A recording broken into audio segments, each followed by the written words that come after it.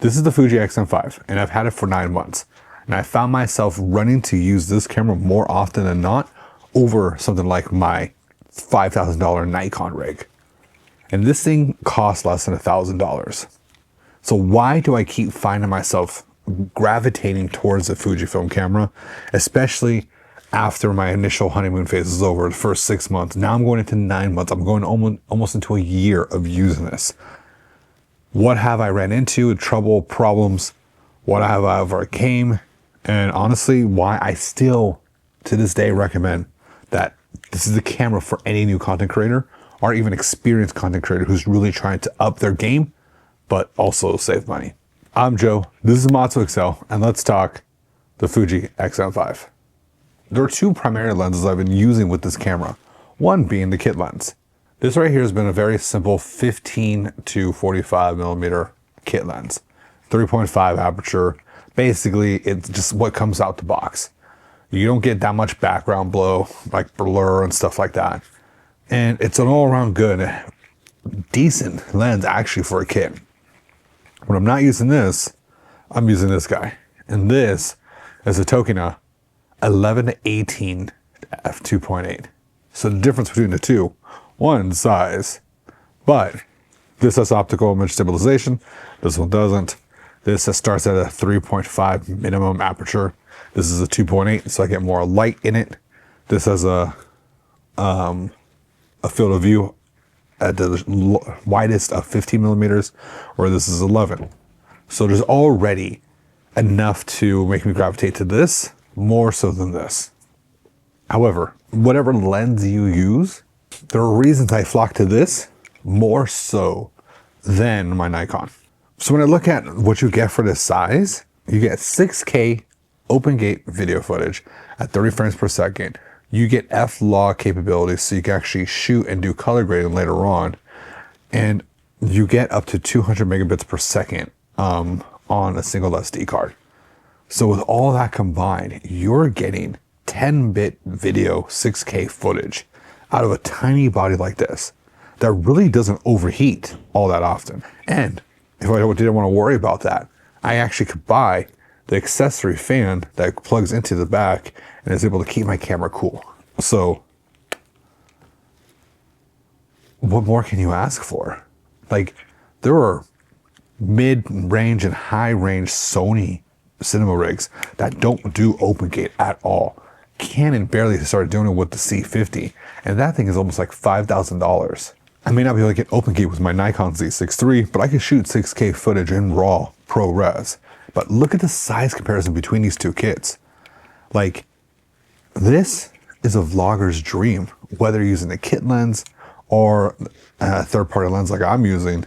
You literally just put a microphone on top if you wanted to, and you go, like, just like this, right? Another unspoken feature is the mic system. So this has 3 internal mics built in and allows you to change the pickup pattern from the camera. Whether you want to focus on the back, you want to focus on the front, or you want to do all surrounding. If you want noise reduction, you have all that built in. So I literally could just grab it like this. And for this small profile, I can record video footage through this camera in log and be able to edit afterwards and not have to really worry about anything. And you can see here, compared to the footage that you're seeing right here, like here, my Nikon, like, look at this footage from my Nikon, and then you can look at this footage from the Fujifilm. Like, besides maybe some color grading differences, like it looks just as good. And even me hand holding this, it's lightweight. I can't complain. Like, this is a vlogger's dream. I actually use this on my streams a lot. You can connect this natively via USB-C, and your computer will recognize it as a UVC camera. Otherwise, you can plug it in through HDMI and go through any typical capture card, and you can push out 6K footage. Your computer may not recognize it always as 6K, but it's possible. And you can actually see here in one of my more recent streams of me using the Fuji X-M5 in that stream of what it looks like. Now, what about my more professional or semi-professional shooters? What about the people who are actually going to be gigging with this and they want to be able to record good, comparable footage for actually paid work? this can handle the job, no problem. So I actually took this to LA Comic Con, and I recently took it to TwitchCon. And I was actually doing video footage for one of my friends who streams on a regular basis. I want to shout out Duty Beard. If you like Saturday morning cartoon skits, go check him out. Honestly, you'll love, if you like that Adult Swim kind of mentality, you will hands down love the channel. But either way, I was using the X-M5 and I was actually using that Tokina lens. I didn't have a tripod, unfortunately, but we needed to capture green screen footage.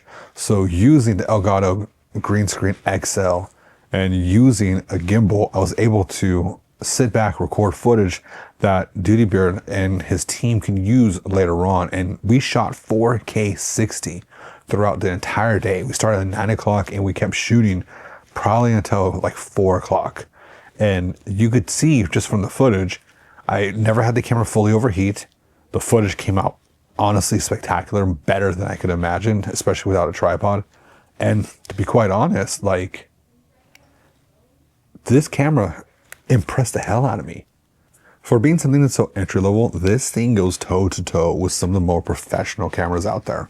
And if you're a prosumer, you're a streamer, you're a content creator, you're a vlogger, and you're ready to upgrade your camera, maybe upgrade from a phone, honestly, Fujifilm is the next bet. And if you're not checking out the Fuji X-M5, there are plenty of other cameras out there. They just came out with the X30 Mark III, which incorporates a lot of the video aspects from the X-M5, but it's more obviously photo based.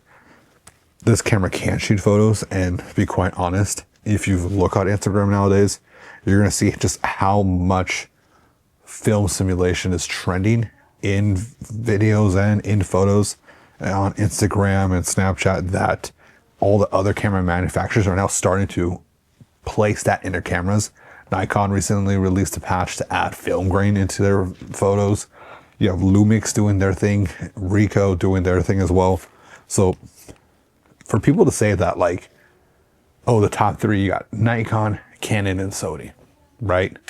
People are not thinking about Fuji, and you could get these cameras at a decent price for a lot of specs. And you can't say these cameras aren't popular. They do go in and out of stock on a regular basis, but you just don't see a lot of people talking about it. Even when I talk with people in big streaming, like in the industry of streaming, they talk about how the Fuji X-M5 is just an underrated camera and nobody talks about it. So I'm here to promote it and be a proponent of such a high-end, low-cost camera. And no, this is not sponsored by Fuji. They haven't paid me. They don't even know I'm making this video.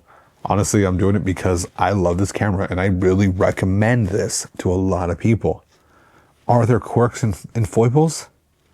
I mean, yes, but to be quite honest, like, in my day-to-day filming, I have not found one real issue that stopped me from creating something, right? Like, does it have dual card slots? No. Is the battery kind of weak? Maybe. But you could buy extra batteries that are very cheap, very cost effective, and you'll be fine. Does this little off-center mounting point bother me? Yeah, 100%.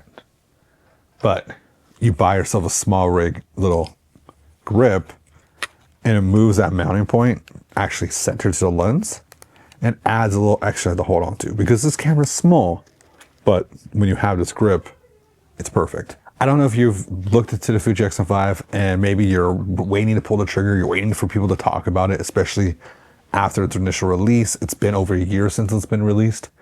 But honestly, like, if you have questions about it, leave it in the comments below. I'm more than happy to answer them. And if you want me to see how I fully rig this out, leave it in the comments. Leave like 07s in the comment that you want me to rig this out. And if I get enough, if I get at least 10, I'll do a full how I rig my X-M5. If you like this content and you want to see more of my videos, go ahead and click on one of these. I'm sure one of these are one of my videos. Most likely I'm talking about camera gear. Maybe I'm talking about the Fuji X-M5. Who knows? But click on it, please. It helps me, helps the algorithm, and helps other people find this channel. As always, I'm Joe. This is MatsuXL.